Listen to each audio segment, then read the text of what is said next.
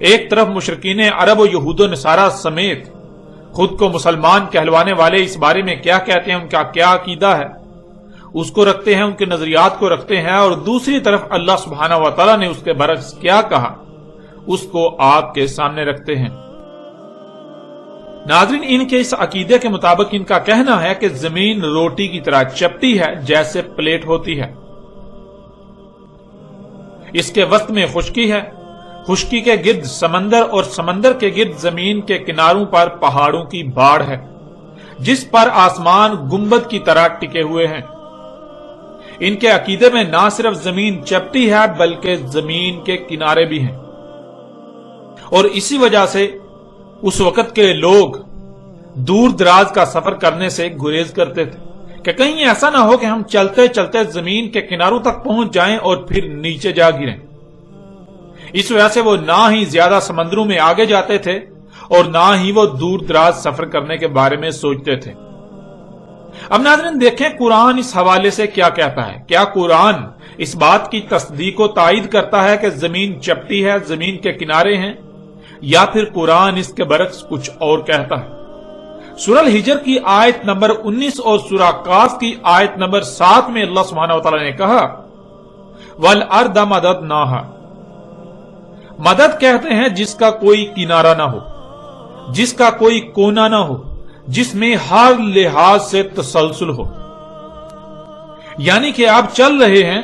تو ایسا نہیں کہ کنارہ آ جائے، کوئی کونا آ جائے، یا آپ کو آگے سے دائیں بائیں ہونا پڑے، ایسا بالکل نہیں ہے۔ زمین کو ہم نے مدد کیا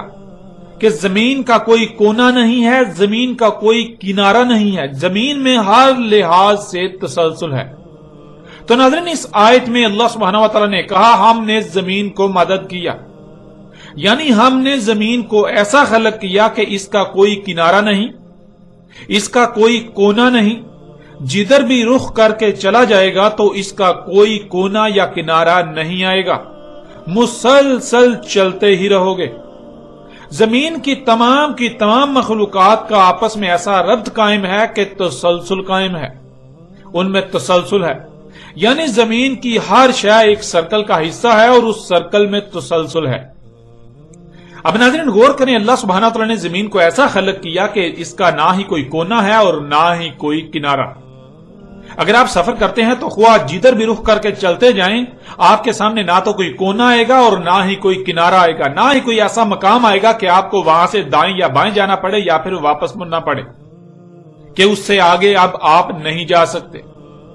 یعنی آپ اگر کسی بھی طرف رخ کر کے سفر کریں گے تو اللہ سبحانہ وتعالی یہ کہہ رہے ہیں کہ زمین کا کسی قسم کا نہ ہی کوئی کونا آئے گا، نہ ہی کوئی کنارہ آئے گا، زمین کا کوئی اختتام آئے گا ہی نہیں، تم چلتے جاؤ گے، چلتے جاؤ گے، چلتے جاؤ گے، چلتے ہی جاؤ گے۔ ناظرین آپ غور کریں وہ کون سی ایسی شے ہے جس کا کوئی کنارہ نہیں ہوتا، جس کا کوئی کونا نہیں ہوتا، جس پر اگر چلا جائے تو چلتے ہی رہیں گے، چلتے ہی رہیں گے۔ ناظرین جب آپ غور کریں تو دیکھیں اگر کوئی سیدھی شے ہے تو ظاہر ہے اس کا ایک اول ہے اور اس کا ایک آخر ہے، یعنی یہ ایک سٹارٹ ہوگا، یعنی ایک کونا ہوگا جہاں سے آپ سفر شروع کریں گے اور چلتے چلتے آپ آگے دوسری طرف کونے پر پہنچ جائیں گے، دوسری طرف آگے کنارہ آ جائے گا۔ اور آپ غور کریں کہ اگر کسی شے میں کوئی کونا کنارہ نہیں آتا، صرف تسلسل ہی آتا ہے، آپ چلتے ہی جائیں، چلتے ہی جائیں، یعنی سیدھا رخ کر کے چلتے ہی جائیں، چلتے ہی جائیں، چلتے ہی جائیں، تو وہ ایک دائرہ سامنے آئے گا۔ یعنی وہ دائرہ ہی واحد ایسی شے ہے کہ جس پر آپ چلتے جائیں تو کوئی کنارہ یا کونا سامنے نہیں آئے گا، اور زمین پر جدھر بھی رخ کیا جائے تو ہر طرف ہی دائرہ سامنے آئے گا،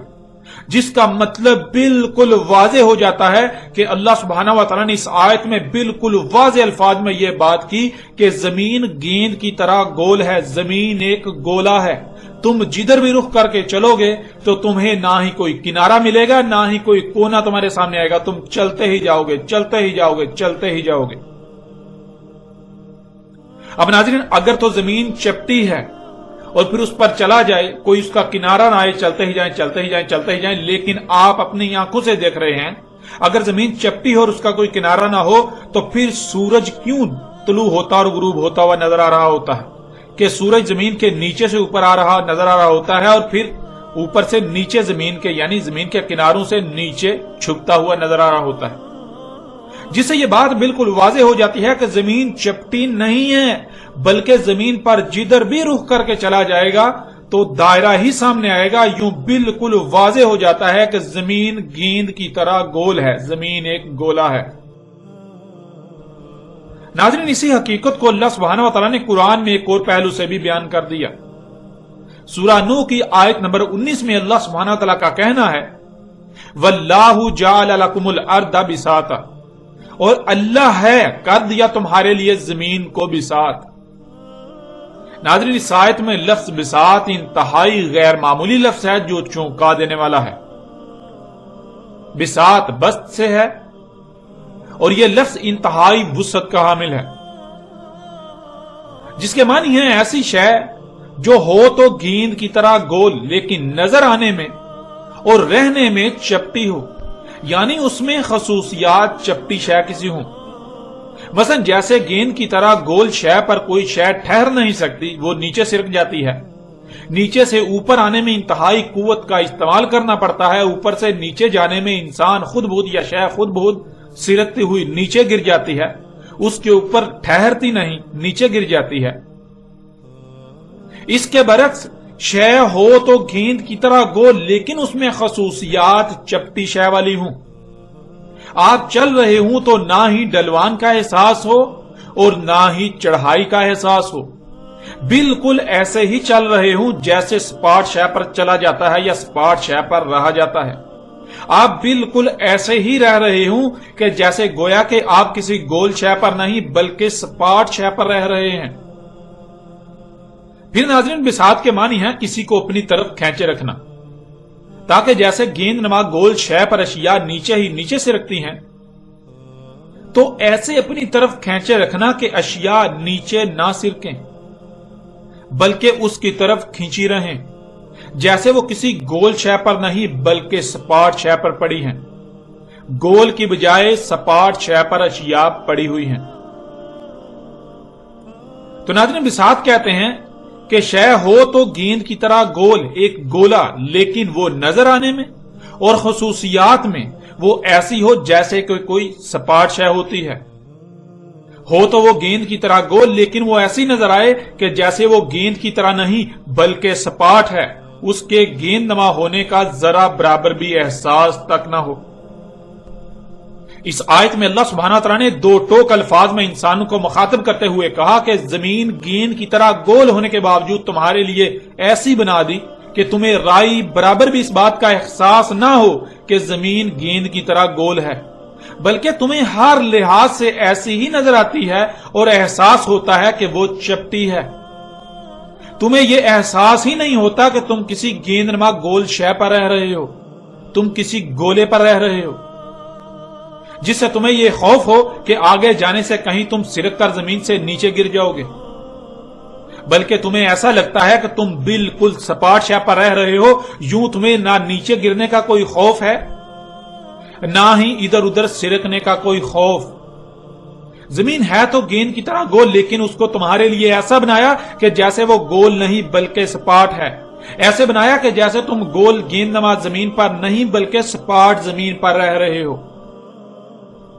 ناظرین، یہ آیت بھی دہلا کر رکھ دینے والی آیت ہے۔ اس آیت میں اللہ سبحانہ و تعالیٰ نے ایک عظیم راز سے پردہ اٹھایا، اس وقت پردہ اٹھایا جب کوئی تصور بھی نہیں کر سکتا تھا۔ یوں ناظرین، اللہ سبحانہ و تعالیٰ نے قرآن میں نہ صرف ان کی اس بات کا رد کیا کہ زمین چپٹی ہے، ان کے اس عقیدے کا رد کیا کہ زمین چپٹی ہے، بلکہ اس بات کا بھی رد کر دیا کہ زمین کے کنارے ہیں، زمین کے کوئی کونے ہیں، اور بالکل دو ٹوک الفاظ میں بیان کرتے ہوئے ان رازوں سے پردہ اٹھا دیا۔